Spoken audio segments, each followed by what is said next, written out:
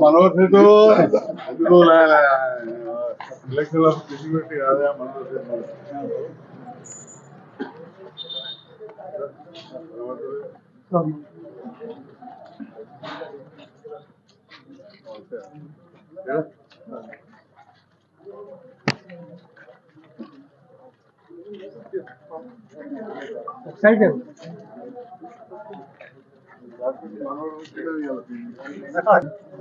Function నువ్వు వద్దు బాబు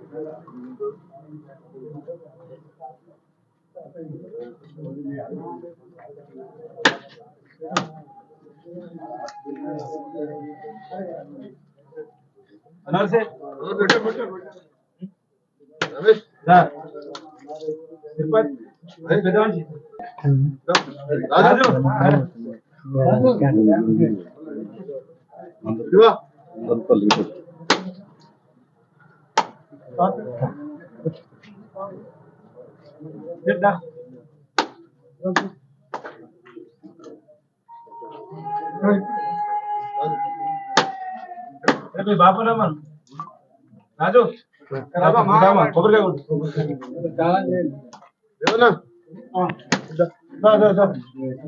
అడగట్టు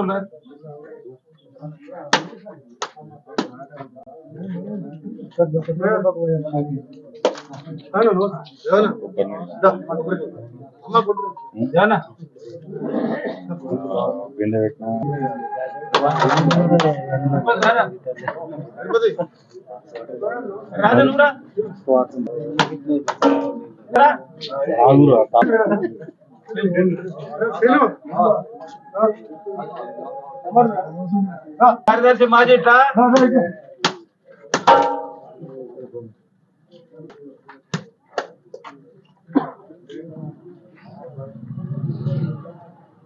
సేటు సరే కష్టపడుతున్నా సేటు దాదా మీరు కూడా బ్యాగ్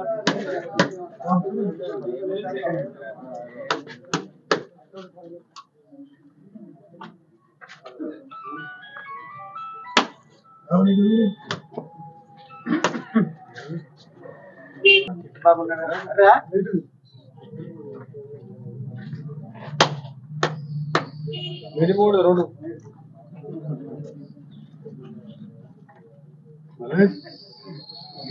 చెప్పాలి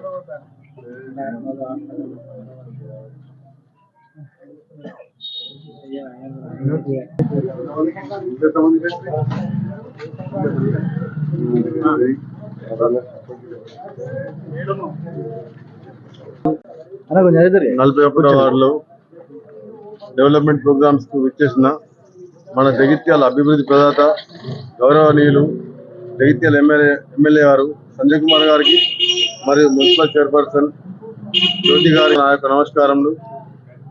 గత 5 సంవత్సరాల నుండి మన జగిత్యాల ఎమ్మెల్యే గారి సహకారంతో ఈ 41 వార్డులో 1,30,00,000 వరకు పెట్టడం జరిగింది. అందులో 75 లక్షల వరకు కంప్లీట్ అయింది. ఇంకొక 70 లక్షల వరకు ఇప్పుడు ప్రొసీడింగ్స్ ఉన్నాయి. మన వార్డులో ఇప్పటికి 90 మందికి డబుల్ బెడ్రూమ్ ఇల్లు వచ్చినాయి.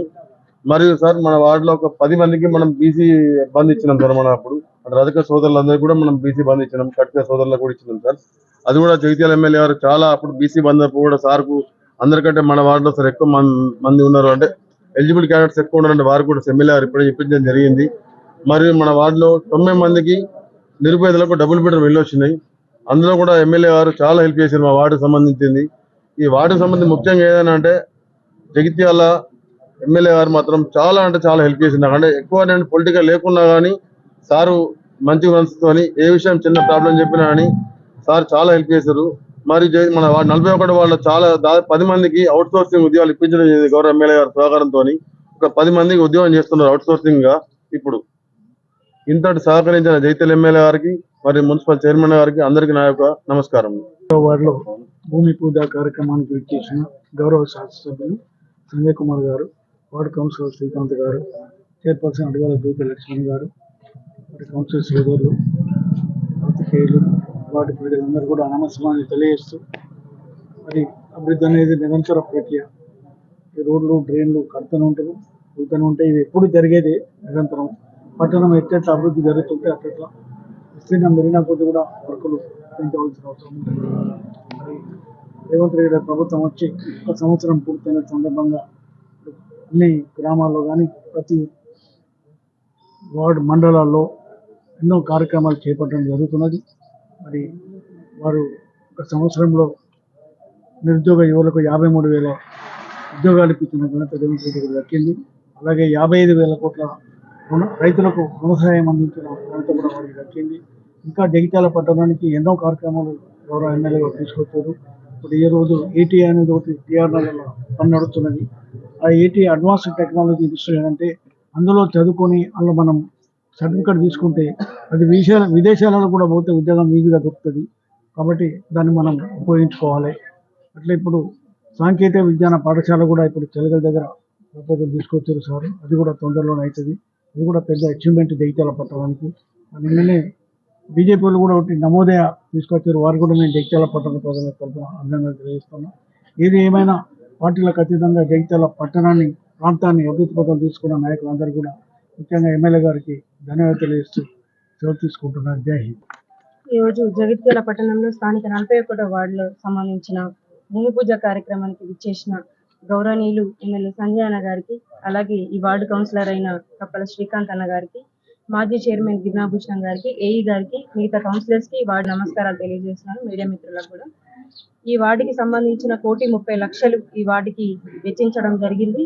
టీఎఫ్ఐడిసి నుంచి కానీ, జనరల్ ఫండ్ నుంచి కానీ, పట్టణ ప్రగతి నుంచి వివిధ వాటి నుంచి పెట్టడం జరిగింది. కాబట్టి మరి ఇప్పటి వరకు 60 లక్షల పనులు పూర్తవడం జరిగింది. మరి ఇప్పుడు ఇంకొక 10 లక్షలు ఇప్పుడు ఈ రోజు పెట్టడం జరిగింది. దాంట్లో సందర్భంగా మరి డ్రైన్లు, దాని మీద స్లాబ్ పెట్టడం జరిగింది. 350 మీటర్ల డ్రైన్, దాని మీద స్లాబ్ పెట్టడం జరిగింది. కాబట్టి మరి ఈ వార్డుకు సంబంధించిన ఇది నడిబొడ్డున ఉంటుంది వార్డు జగిత్యాల. కాబట్టి ఇరుకిరుకుగా కొంచెం రోడ్లు ఉంటాయి. మరి దీన్ని కూడా రోడ్లు వెడల్పుగా డ్రైన్ల మీద స్లాబులు వేస్తేనే కార్లు వెళ్ళడానికి కానీ దేనికైనా కానీ బాగుంటుందని చెప్పేసి ఎమ్మెల్యే గారు ఆలోచించి మరి ఖచ్చితంగా డ్రైన్స్ పెడదాము, దాని మీద స్లాబ్స్ పెడదాము అని చెప్పేసి మాకు చెప్పడం జరిగింది.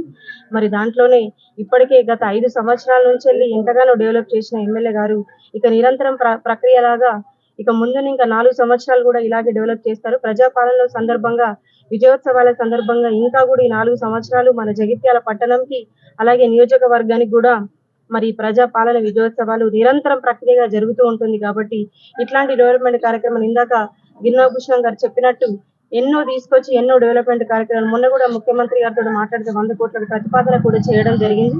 మరి అలాగే ఇంకా కూడా ఈ ప్రాంతాన్ని డెవలప్ చేయాలనే ఆలోచనతోటి ఎమ్మెల్యే గారు ముందుకెళ్తున్నారు. కాబట్టి ముఖ్యమంత్రి గారితో పనిచేస్తున్నారు కలిసి.